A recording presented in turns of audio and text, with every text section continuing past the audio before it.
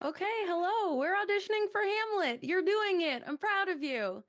Welcome to our auditioning for series presented by Walking Shadow Shakespeare Project. This is a series where we go through each Shakespeare play and paired with the animated summary that we've got posted on our YouTube and our socials, we give you a couple audition monologue ideas for an upcoming audition that you have. One of the hardest things I think about Shakespeare is finding the perfect audition monologue for a character you're really going for. So hopefully this series helps you, and we wish you the best of luck. So many broken legs with what you're going for. So we're going to start by breaking down a list of characters, and in Hamlet there are a lot of characters. So I kind of bucketed them into different types. So you've got the Danish royal family, you've got Hamlet, Claudius, Gertrude, and deceased King Hamlet, the ghost. You've got Hamlet's friends, Horatio, Rosencrantz, and Guildenstern. Then you've got some Danes of varying nobility. You've got Polonius, Laertes, and Ophelia, Voltiman, Cornelius, Marcellus, Osric, Bernardo, Francisco, Rinaldo, a gentleman. You've got a couple grave diggers. You've got a doctor of divinity. You've got the players who come in, and then you've got the other set, the Norwegian contingent, Fortinbras. You've got a sailor, a captain, and an ambassador. So you've got a bunch of folks from like different areas of Denmark and beyond, which makes it hard to pinpoint how you want to approach your audition. So I bucketed this even further into different character groups because chances are you're going to be auditioning for a named character or a maybe more prominently named character, a Hamlet, a Laertes, an Ophelia, a Gertrude, etc. So, because you want to extend out your chances as much as possible, I bucketed them into kind of the age range and the emotional state that they carry through the play. So, you've got your older emo characters. This is basically these characters can tap into their deep emotions, or they maybe let their emotions control their actions more than their reason, which is a lot of characters in this play. Um, whether it's revenge or protection or love or fear, they're kind of controlling those audience emotional moments. And then you've got your younger emo set. So these are still kind of the younger version of these characters who are still leading with their emotions. You've got your funny characters. These are the characters who bring some of the maybe more of the prose or maybe more of the wordplay into the show. And then you've got your level heads, and these kind of range in all possible ages. So again, chances are, if you are auditioning, you're probably leaning towards one of these more prominently named characters. But the buckets of monologues that I have on the following slides will work for those whole sets. So if you're going for Claudius, but the first player is so cool in the way that he commands the stage and the way that that Priam speech is just so beautiful and resonates so much with Hamlet, the monologues that you've got there will kind of play into that. Or if you think that Marcellus is really interesting in the way that he responds to the ghost, you've got your younger emo set that you can use that storytelling spirit that you have. And just as a note, I will use as written pronouns for these characters, but I always encourage you to go for the characters that resonate with you, regardless of what they're written as. We live in, 2024 and beyond, and we don't have to be tied to the 17th century script. So let's get into it. All right. So we've got our older emo monologues, and on these, I kind of indicated who I think they resonate the most with, but they can be, like I said, bucketed for a bunch of different characters. So Claudius, there's this really great speech from Angelo in Measure for Measure, and it's all about thinking and praying. And he is a villain, but he doesn't think he is, right? So you've got that version of Claudius who, in my heart, the strong and swelling evil. Like you've got all of these really juicy phrases.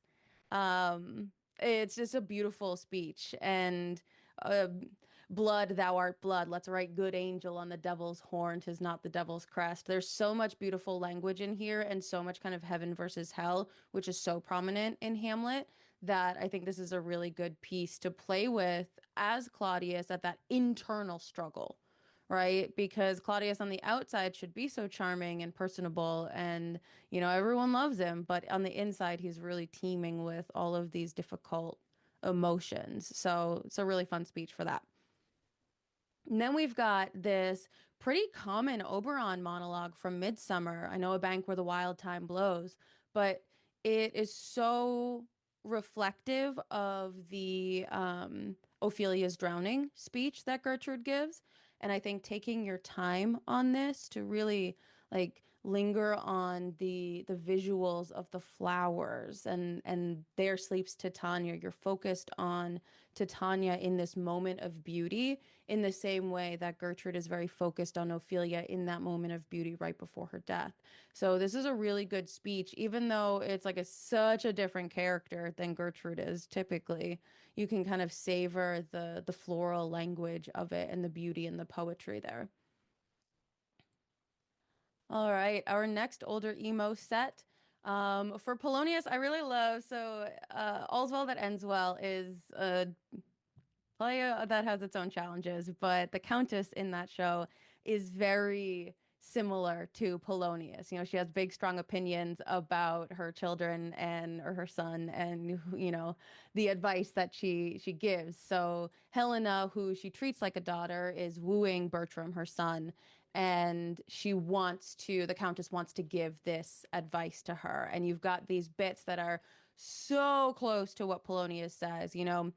Love all, trust a few, do wrong to none. Be able for thine enemy rather in power than use, and keep thy friend under thy own life's key. Be checked for silence, but never taxed for speech. It's exactly the same advice as Polonius is giving, just worded like a tiny bit differently. So this is such a good speech to show that Polonius characterization and the ability to give advice in that like caring but kind of chaotic, rambling way. So I really love this speech for Polonius. Again, like gender doesn't matter. It's irrelevant in Shakespeare so often. So take this, and if you are a male presenting actor, like embody it and use it and own it. It's a really, really good piece for Polonius. All right, and then you have this Gaunt monologue from Richard II, which is, gosh, a play with so much beautiful poetry. Works again for any of these older characters. It definitely can work for a Claudius or even a Polonius if you lighten it up a little bit. But specifically for the ghost or the first player, because you've got a lot of that like Mars or mythological imagery in it, those war verbs. Um, yeah, I am a prophet new inspired and thus expiring to foretell of him. His rash, fierce blaze of riot cannot last. It's about an enemy, but if you use it as the ghost talks about this eternal fire, the flame, his brother, you've got so much imagery that is so warlike and strong and how happy would the scandal vanish with my life? How happy then were my ensuing death? It's welcoming this fire and this flood in a way that I think you can really take for a couple different characters in Hamlet. It might be a little too war focused for Hamlet himself, a little more external than internal. But I think for the ghost or the first player or any one of these like older emo characters, it can work really, really well. So that's our older emo set. Now we are moving on to our younger emos. So this first speech, man, Timon of Athens. There's so many good speeches in it, but it's like such a tough play in performance because it's one of those, it's even harder than Hamlet to make an ensemble play, which is a big thing to say about Hamlet, which is not an ensemble play. But a lot easier to make one than Timon is. But the speeches are incredible. And this first speech, I think you could use for Hamlet or Laertes, depending on how internal or external you make it. So I am sick of this false world and will love not but even the mere necessities upon it. Prepare thy grave, thou sweet king killer. Like you've got all of this. the touch of hearts. It can be so thoughtful and sad and internal, or it can be so aggressive and spicy and external. And I think depending on the way you read it, that's one of the best things about Shakespeare, right? Is that you can read these speeches in such different ways, and it can be really beautiful for Hamlet, or it can be really impassioned for someone like Laertes. And then you've got this absolutely perfect Hamlet monologue. If you are trying to snag Hamlet and you really want to walk into the audition with to be or not to be, but you know that that's a terrible, terrible, terrible idea because just don't do it unless they're calling for a speech from the play. Maybe avoid that one. Do this speech from Measure for Measure. It's got so many of the same themes as to be or not to be. I but to die and go we know not where, to lie in cold obstruction and to rot. The delighted spirit to bathe in fiery floods, or to reside in thrilling region of thick-ribbed ice, to be imprisoned in the viewless winds and blown with restless violence round about the pendant world. What? 'Tis too horrible. What we fear of death. Like it's so to be or not to be. It's just perfect. Just do this. If you want Hamlet, do this speech and do it well. You got it. I'm not going to promise that, but well, it's a really good one. Um, this is so long. This is Richard II. It's a really, really long piece. If you want to show that you're super on top of your memorization skills and can handle a character like Hamlet, it might be good to use something longer. I would still cut it down from what it is here, but I wanted to give you all the whole thing just in case you wanted it. But it is very similar to Hamlet in that, like, I've been studying how I may compare this prison where I live unto the world. He's so trapped in his own mind and his own sadness and his own thoughts. He can't get out of them. And so it's just a really beautiful examination of where his mind is right now. Time is broke and no proportion kept. Like it's just such a sad, sad, sad monologue. Now, sir, the sound that tells what hour it is are clamorous groans which strike upon my heart, which is the bell. So sighs and tears and groans show minutes, times, and hours. Ugh. It's so heartbreaking and beautiful. And again, it's a big long chunk of text that if you want to show your memorization skills, you can use. And then you've got this really beautiful speech from King Lear that you could use if you're going for someone like Ophelia or even someone like Marcellus or one of the guards who is reacting and responding to this ghost as well as Hamlet's craziness. Maybe it's a little more I don't want to say unhinged, but it lets itself a little bit looser than Gertrude really ever gets. Maybe in the closet scene it could come close for Gertrude. But it's perfect, especially because of all of the flower imagery that's in this one as well. Or the nature imagery as why he was met even now as mad as the vexee, singing aloud, crowned with rank fumiter and furrow weeds, etc., etc. That's so reflective of her into my closet as I was sewing. Hamlet came as double it all embraced, pale as a shirt, blah, blah, blah, blah, blah. He's mad. So really beautiful, really trying to make sense of what's happening around her. All right, getting into our funnies. So this is for your Gravediggers, your Rosencrantz and Guildenstern, those, your Osric. Gosh, I love Osric. I think Osric is the most underrated character in the entirety of Hamlet because he's so, uh, silly. It's just such a fun scene when you play it up. So, especially for Osric or Rosencrantz and Guildenstern, this Don Armado speech from Love's Labour's Lost. The king is a noble gentleman and my familiar, I do assure you, very good friend, right? It has like, I do beseech thee, remember thy courtesy. I beseech thee, apparel thy head, among other important and most serious designs, and of great import indeed, too. But let that pass. So you've got this like as Osric is describing Laertes and how good at fencing he is and how beautiful he is and how amazing he is, it really has this Don Armado feel. And I think you could play it with Rosencrantz and Guildenstern as well as this kind of like rambly, like, we love you, but we're definitely hiding the reason that we're here. So it's kind of like going on and on and on. Similar to that, we've got Lavach the clown from All's Well. And this is more of a gravedigger. This is maybe a little bit more lower status than the Don Armado one. Your shallow madam and great friends for the knaves come to do that for me, which I am aweary of. He that ears my land, spares my team, and gives me leave to the crop. If I be his cuckold, he's my drudge. He that comforts my wife is the cherisher of my flesh and blood. It's got all those wordplay.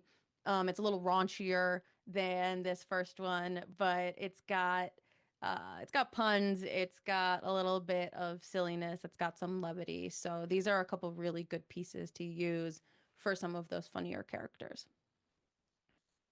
All right. And then our last set is our level heads, our sweet, sweet Horatio, our ambassadors, our Fortinbras. And there are very few level heads in Hamlet, but there are some. In Shakespeare in general, there are very few level heads, but Benvolio is one.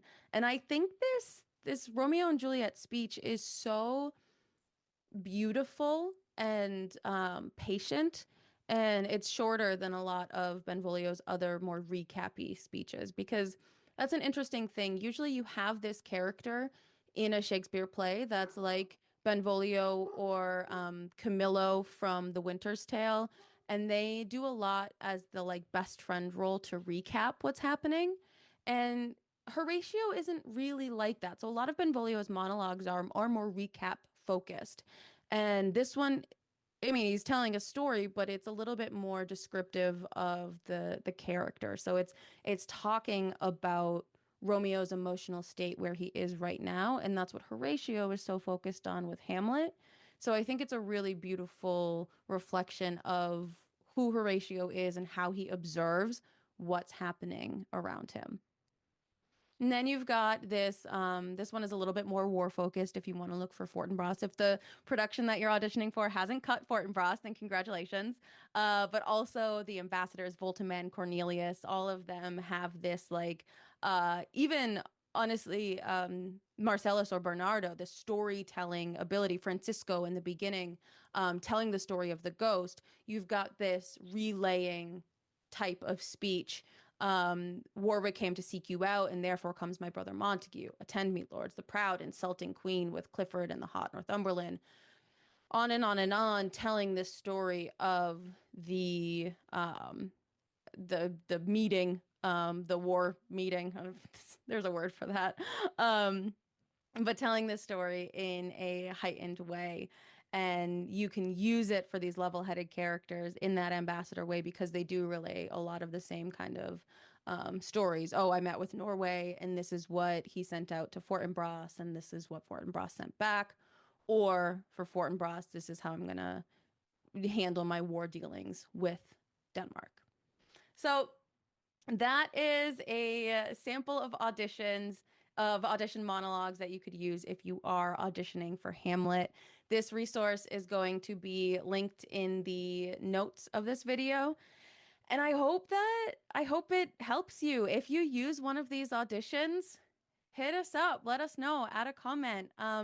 If you have an audition for a show coming up and you want us to bump a different show, we're going to be doing one of these each month. So if you want a different show to come earlier in the rotation because you've got an audition coming up for that, let us know. We'll be happy to kind of arrange our schedule to help as many people as we can. Break so many legs, have so much fun. Remember to read into the play that these speeches are from so that you get kind of the full context, but also remember to play with what's there on the page and make it something that is unique and your own. I hope you all have so much fun and good luck.